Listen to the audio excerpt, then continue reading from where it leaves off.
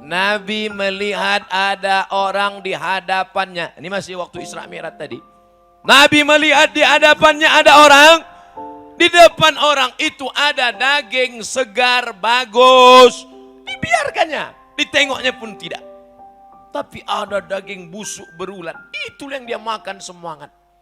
Kata Nabi Jibril, ini siapa ini? Kalau bahasa Medannya, who is this? Ini orang Medan yang terlalu banyak makan emping melinju. Ini siapa ini? Kata Jibril alaihissalam, itulah orang yang punya istri baik, solehah, tapi ternyata dia selingkuh dengan sepia. Judul lagunya pun apa? Cinta Satu Malam. Judul lagunya apa? Kan ku hapus bibirmu dengan bibirnya oleh bibirku. Judul lagunya apa? Selimut Tetangga. Macam tak ada aja duit kau beli selimut. Itu di Monja banyak selimut bekas. Masih ada Monja lagi? Usangka udah tutup. Apa ibu yang dimuliakan Allah Subhanahu wa ta'ala? Maka setelah makan haram tadi bersih, maka yang kedua, pakailah istri yang istri yang halal nih. Kan ada label tertulis nih, halal. Fatwa MUI. Sudah lulus LPPOM, Lembaga Pengawas Badan Obat dan Makanan. Ini tetap juga dia mencari bini haram. Memang sekarang ini perselingkuhan mudah sekali Bapak Ibu. Berawal dari Facebook baruku. Saya nyanyi ini bisa, kalau mau saya udah 10 album. Tapi nanti kalau saya nyanyi, penyanyi itu nganggur pula. Itu aja saya tak mau. Apa kata anak-anak negeri? Sombong kali, bukan sombong. Memang fakta gimana lah. Coba kalian cari ustadz di Indonesia ini yang subscribe-nya 1 juta orang. Coba kalian cari ustadz di Indonesia ini yang viewer 100 juta orang. Coba kalian cari di Indonesia ini ustadz yang follower Instagramnya 8 juta orang. Siapa lagi kalau bukan Ustadz Somad? Maksud saya yang belum follow lah. Hanya tepuk-tepuk tangan aja. Oh, tepuk tangannya bukan main lagi. Oh, begitu selesai acara, apa subscribe dah? Apa Instagram itu? La ilaha illallah. Aku pun tak tahu. Saya sampai sekarang tak tahu saya buka Instagram dulu. Ada anak-anak muda yang kreatif, makanya kita banyak-banyak berkawan sama anak muda. Saya udah tua, Bu. Udah tua saya, 42 tahun. Tapi banyak orang bilang, Ustaz macam 22 kata dia. Karena kita berkawan sama anak-anak muda ini, kita pun ikut menjadi muda. Coba kalau berkawan sama atuk-atuk, bawaannya mau mati aja.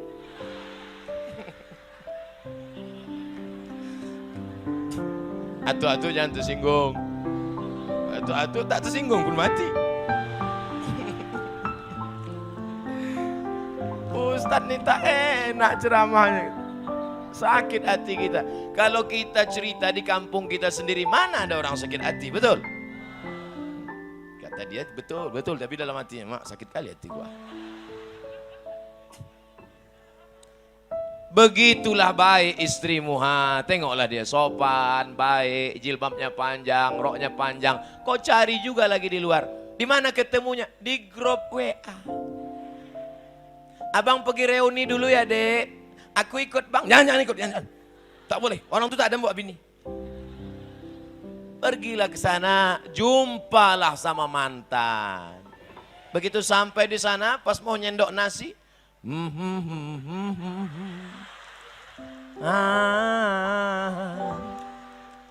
begitu disendok, rupanya timun.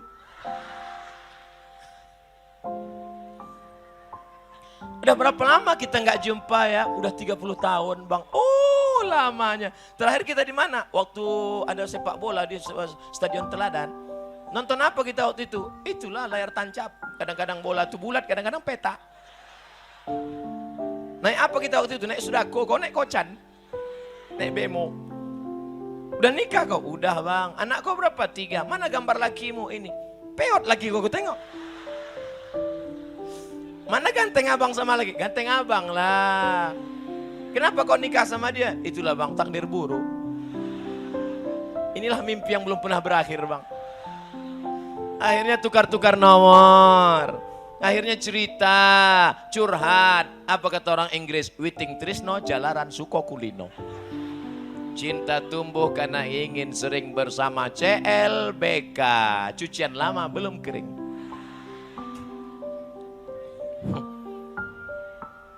Ini yang diceritakan Ustadz Somad ini fakta atau fiksi? Banyak yang mengaku. Jam 12 malam diteleponnya saya, Bu. Jam 12 malam aku diteleponnya, Pak. Assalamualaikum Ustadz Somad. Waalaikumsalam. Salah sambung. Tutup lagi. Ditelepon lagi. Assalamualaikum Ustadz Somad. Iya, memang Ustadz Somad nih, betul. Kok kalau menangis, nangis saja, jangan kau telepon aku. Kau mau nelpon atau bertanya? Ustadz, tak ada tempatku mengadu Pak Ustadz kecuali engkau. Ayalah, cepat sikit, apa namanya? Aku selingkuh Pak Ustadz. Kenapa kau bisa selingkuh? Ku cari mantanku di FB. Ku cari namanya di FB, terus dapat. Habis itu, aku pun mulailah ngajak pertemanan. Terus itu, confirm. Terus itu, tukar nomor. Terus itu bagi gambar. Habis itu makan siang. Habis makan siang no free lunch. Tak ada makan siang yang gratis. Akhirnya terjadilah apa yang terjadi Pak Ustaz. Rasanya mau saya bantingkan aja HP itu. Tapi saya pikir kalau ku banting HP ini, HP ku hancur dia di sana. Jadi gimana nih Pak Ustaz? Cepat-cepat kau mandi taubat. Gimana cara mandi taubat Pak Ustadz? Pergi kau ke kamar mandi, basah. Dari mana basah duluan Pak Ustadz? Banyak kali tanyaan kau. Yang paling bagus mandi itu basah dulu sebelah kanan. Dari bawah ambil air kanan, naik ke atas. Terasa dia merinding ke atas. Merinding itu karena darah naik, bukan ada hantu. Setelah kanan, baru kiri, baru kepala, mandi taubat. Aku berniat mandi taubat. Jangan sebut lillahi ta'ala di situ karena ada WC, tak boleh. Aku niat mandi taubat. Lillahi ta'ala aja dalam karena ada WC. Habis itu mandilah. Kalau mandi pakai shower Pak Ustadz, terserah kau lah mau mandi pakai shower, mau terjun ke Sungai Deli. Mana yang dulu basah Pak Ustadz? Kalau di kamar mandi kaki dulu basah. Kalau di kolam renang tergantung. Kalau salto kepala dulu.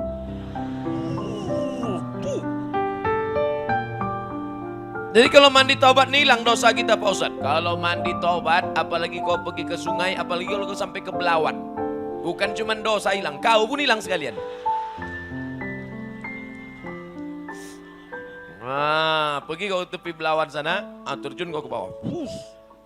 Setelah itu baru sholat sunat usolli sunnata taubat raka'ataini lillahi ta'ala. Allahu Akbar. Allahu Akbar kabira. Ustaz, aku belum hafal Allah. Tak usah kau baca Allahu Akbar kabira. Langsung aja Al-Fatihah. Karena Allahu Akbar kabira itu sunat. Dibaca bagus, tak dibaca keterlaluan. Alhamdulillahirrabbilalamin. Ar-Rahmanirrahim. Maliki yaumiddin. Sampai habis itu ayat, baca ayat apa-apa aja. Hafal kau sabbihis? Tidak Pak Ustaz. Alam Nasrah? Tak juga Pak Ustaz. Izaja? Tak juga Pak Ustaz. Kuliah hafal tapi pas simpang tuh kadang berbelok-belok. La ilaha illallah. Parah kali. Mau kuantukkan aja kepala yang ketiang. Apa yang kau hafal? Kulhu Pak Ustaz. Kenapa itu yang kau hafal? Setiap aku baca itu ingat aku Ustaz Somad. Qul huwallahu ahad, Allahus. Mantap, lanjutkan. Rakaat pertama kulhu, rakaat kedua kulhu, habis itu salam. At-tahiyatul barakatuh salawatu thayyibatullah. Assalamualaikum ya Nabi wa rahmatullahi wabarakatuh. Assalamualaikum wa ala ibadillah sholihin asyhadu an la. Kenapa kau baca cepat-cepat? Kalau lambat-lambat lupa Pak Ustaz. La ilaha illallah. Assalamualaikum warahmatullah. Assalamualaikum warahmatullah. Habis mandi taubat, sholat sunat taubat, habis itu Astaghfirullah Rabbal baraya, Astaghfirullah minal khataya. Kalau sampai melelehkan air mata lebih bagus. Kalau payah menangis, dekatkan bawang. Tapi jangan nangis kau kuat-kuat. Apalagi binimu sedang tidur. Astaga. Bangun dia. Abang kenapa nangis? Banyak kali dosaku dek. Mana ada dosa kita? Kita dulu kan tak ada pacaran. Jumpa langsung nikah. Bukan sama kau, sama mantan. Hancur dunia persilatan. Oleh sebab itu maka tema memang luar biasa tema petang ini. Mantap temanya. Isra Mi'raj tapi kata kunci keyword. K kunci, word kata, keyword kata kunci, password. Nah, itu password lain itu. Kata kuncinya adalah setelah peringatan Isra Mi'raj ada perubahan. Mudah-mudahan suami-suami yang selingkuh-selingkuh berubah. Anak-anak lajang yang pacaran-pacaran putus kalian habis dari pengajian. Ya Allah, anak lajang-lajang ini yang pacaran-pacaran, yang bercewek-bercewek, yang pacaran-pacaran, habis ini berubah, putuslah mereka ya Allah. Diaminkan mereka, putus kalian. Banyak yang pucat gue tengok. Apa pacaran? Perempuan yang mau pacaran sudah menjual harga dirinya. Uangmu banyak, tapi hargamu tak ada. Tak ada hargamu, kau sudah dicengkali orang. Tak ada apa-apanya pada dirimu. Bonceng sana, bonceng sini, jalan sana, jalan sini, gembung masuk angin. Nah. Yang hamil 9 bulan 10 hari, laki-laki apa perempuan? Perempuan. Yang muntah-muntah, ngidam-ngidam, panas dingin. Laki-laki apa perempuan? Perempuan. Yang melahirkan anak, laki-laki apa perempuan? Mana ada laki-laki melahirkan?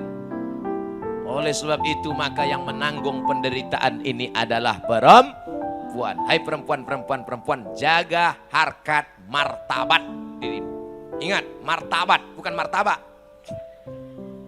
Hai laki-laki, kalian punya adik perempuan. Hai laki-laki, kalian punya anak perempuan. Hai laki-laki, kalian punya kakak perempuan.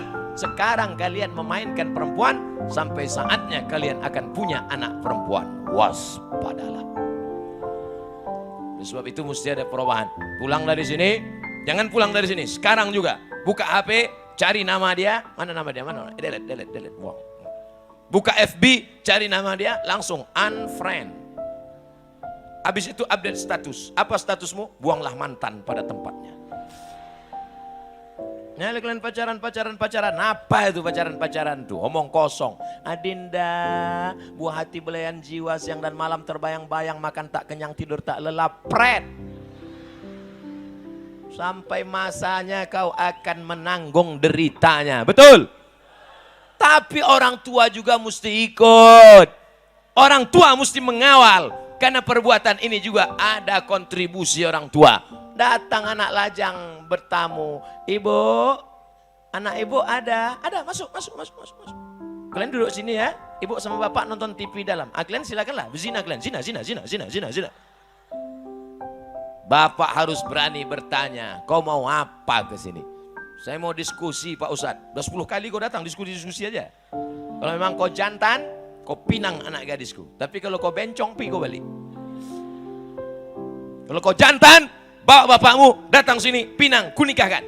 Tapi kalau kau tak jantan, kau potong tuh burung, kau kasih ke itik.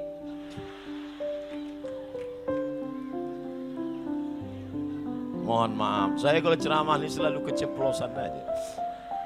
Bapak Ibu yang dimuliakan Allah Subhanahu wa Ta'ala. Oleh sebab itu maka laki-laki yang gagah perkasa bukan yang berotot tegap. Laki-laki yang gagah perkasa bukan yang berkumis tebal. Laki-laki yang gagah perkasa adalah yang berani datang kepada wali mereka dan berkata, kupinang kau dengan bismillah. Yang tepuk tangan aja. Asik tepuk tangan aja. Pas mau datang ke rumah calon mertua menggeletar, terkencing. Bapak Ibu yang dimuliakan Allah Subhanahu wa Ta'ala, kalian yang masih kuliah, serius aja kuliah. Semester 1, semester 2, semester 3, semester 4, semester 5, semester 6, KKN, nulis skripsi, lulus. S1, S2, S3. Habis itu berhasil kalian. Kalau kalian sudah doktor, berhasil, berkarya, berkantor, punya jabatan. Tengok macam Pak anggota DPD kita, Pak Batubara. Kenal Bapak Ibu orangnya? Tegak lubang, banyak yang tak kenal. Orang ini mau menengok, mana orang mau tengok? Itu yang ganteng tuh, nampak kan? Itu dia. Ya, berhasil.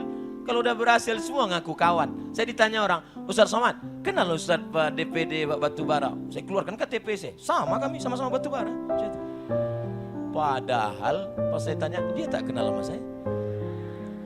Bapak Ibu yang dimuliakan Allah Subhanahu wa taala. Kalau kalian sudah berhasil, tanya Pak anggota DPD kita, kalian tanya, kira-kira banyak tak orang mau sama dia setelah? Jangankan beliau yang ganteng, saya aja yang kurus kering hitam tak berbulu. Dia kan berbulu. Saya aja yang kurus jelek buruk begini. Coba kalian tengok komen-komen di FB, di YouTube. Apa kata mereka? Ustadz, jadikan yang kedua ya. Gitu. Apalagi kalian yang ganteng-ganteng ini, betul? Kau ku tengok, garang kali kau ku tengok. Orang pun garang. Rupanya tak tahu gagang parang. Bapak Ibu yang dimuliakan Allah Subhanahu wa taala. Oleh sebab itu ini kita jaga. Jangan sampai macam yang ditengok Nabi dalam Isra dan Mi'raj. Habis. Tapi saya tak mau judul ceramah saya ini jadi fitnah nanti. Apa judul ceramah Ustaz Somad tadi? Ada 2 hikmah Isra Mi'raj. Kalau gitu nampaknya dia milih nomor 2. Jadi supaya tidak jadi fitnah, jangan ditarik-tarik saya ke politik, saya tambah yang ketiga. Hikmah Isra Mi'raj yang ketiga. Jadi nanti tak ada orang panitia, nanti tak bisa ditekan, tak bisa jadi fitnah. Apa judul ceramah Ustaz Somad tadi? Ada 3. Datang pula caleg. Nomor aku itu kata dia. Ceramah ini tidak ada hubungan dengan caleg, DPRD kota, DPRD kabupaten, DPRD provinsi, DPR RI, DPD, presiden, wakil presiden. Karena Abdul Somad bukan orang partai, Abdul Somad bukan jurkam, Abdul Somad bukan caleg, Abdul Somad murni dai mengajak orang ke jalan Allah. Paham? Jelas? Ini saya jelaskan ini. Karena banyak juga orang yang tak jelas dengar ceramah ini. Mikrofonnya udah jelas, kameranya jelas, isi ceramah jelas, cuma otak dia tak jelas. Sungsang otaknya. Oke, payah dia nangkap. Ustadz, kenapa kalau ceramah pakai 1, 2, 3? Pertama, memudahkan anak sekolah untuk ngingat. Yang kedua, memudahkan intel untuk buat laporan. Kok tidak kan payah mereka? Mereka tak punya basic agama. Ditugas untuk mengawasi Ustadz. Pas ditanya atasan, apa isi ceramah Ustadz Somad tadi? Dia terlalu cerdas, payah kami nangkap. Apa tak cerdas? S1 Al-Azhar Kairo 3 tahun 10 bulan. S2 di Maroko setahun 10 bulan. Tesisnya 300 halaman bahasa Arab semua. Diperiksa oleh orang Arab, beasiswa. Jadi orang kalau yang level-level payah dia nangkap ceramah saya. Kalau orang yang otak-otak jongkok susah lah. Tapi orang Medan ini cerdas-cerdas. Apa tak cerdas? Daun ubi tumbuk dimakannya. Daun ubi tumbuk itulah makanan orang cerdas. Tak perlu dikunyah lagi. Asal masuk gol, asal masuk gol. Begitu masuk, begitu keluar.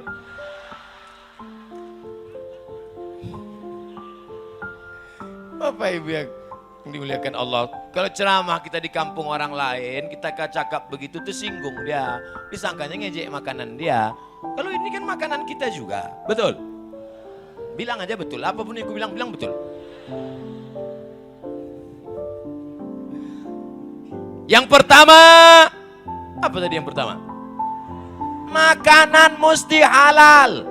Yang kedua, jangan sampai terjebak pada makan daging busuk, selingkuh, perempuan nakal, pelakor, senior.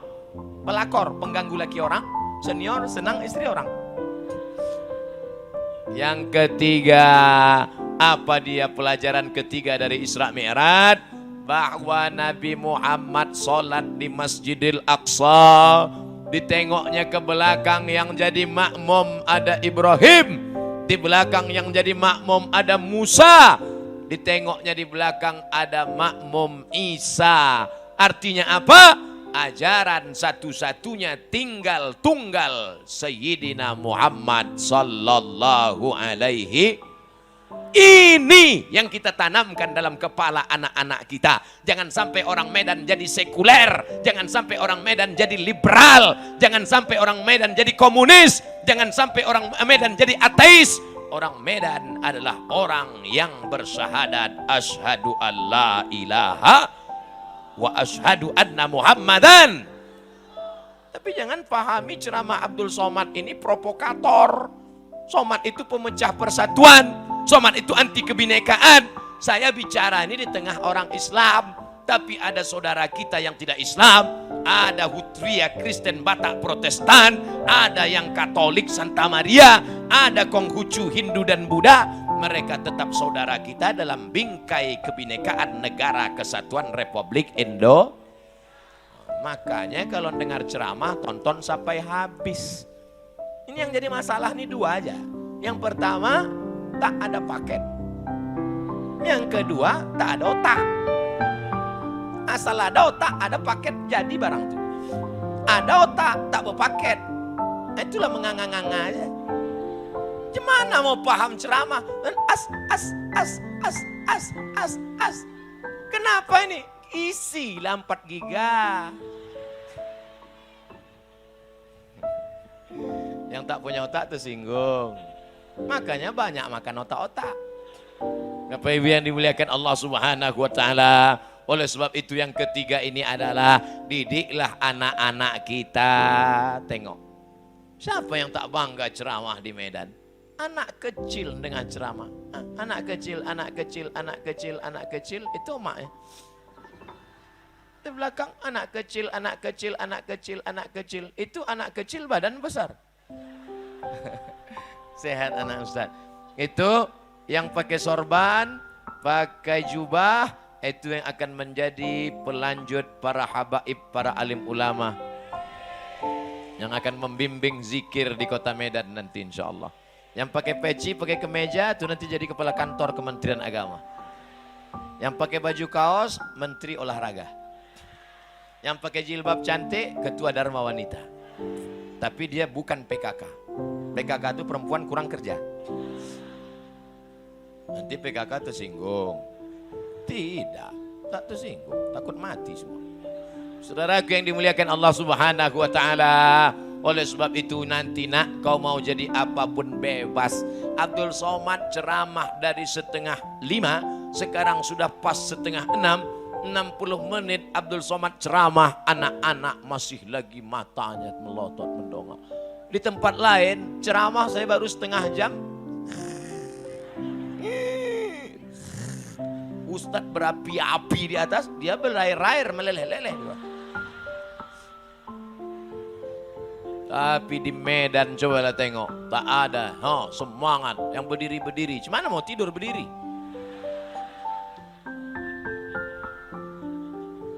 Kalau sudah anak-anak serius mendengar ceramah, kalau emak-emak mendengar ceramah memang biasa. Di mana-mana yang paling ramai ceramah itu adalah emak-emak. Yang paling ramai ikut pengajian adalah emak-emak.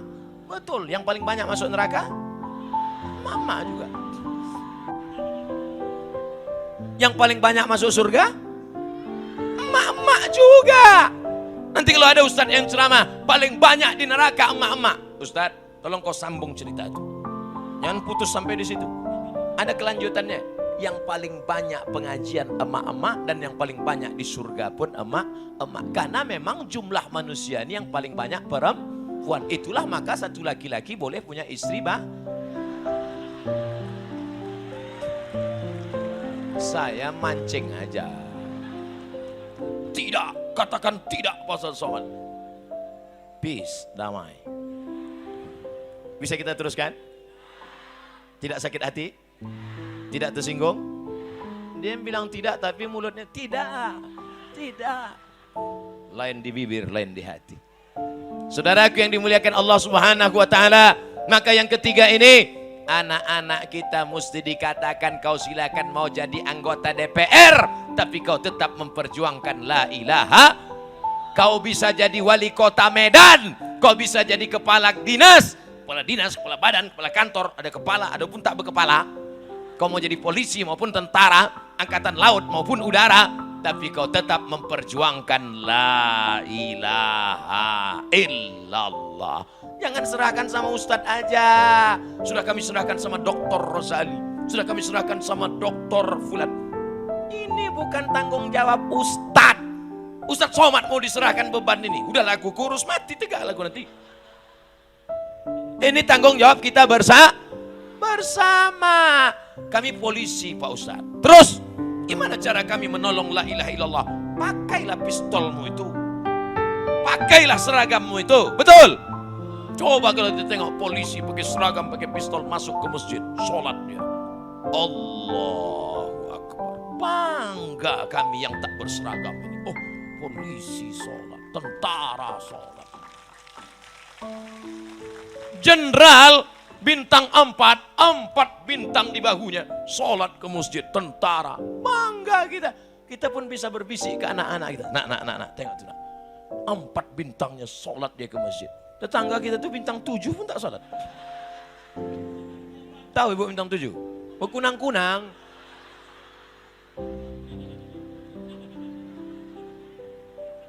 Oleh sebab itu maka gantungkan cita-citamu setinggi bintang di langit, tapi kakimu tetap menginjak ke bumi, berakar ke bawah, berpucuk ke atas, berbatang kayu.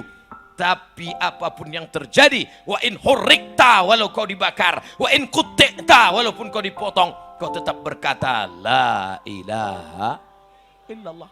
Kalian dulu orang Medan waktu lahir, apa yang dibisikkan ayah kalian? Asyhadu an la ilaha illallah. Betul. Bapak-bapak yang dulu waktu anaknya lahir tak diazankan, jangan diulang sekarang. Dan balik dari sini, wah aku dulu tak kuazankan anakku. Jadi sekarang aja lah. Nak, sini kau sebentar. Asyhadu an la ilaha illallah. Apanya ayah nih? Anak udah semester 3 di Unimed. Ustadz Unimed aja yang disebutnya. Unimed yang pernah ngundang aku. UISU pernah juga. UIN ngundang beberapa kali tak dapat jadwal. Bukan senang ngundang Ustadz Somad tuh.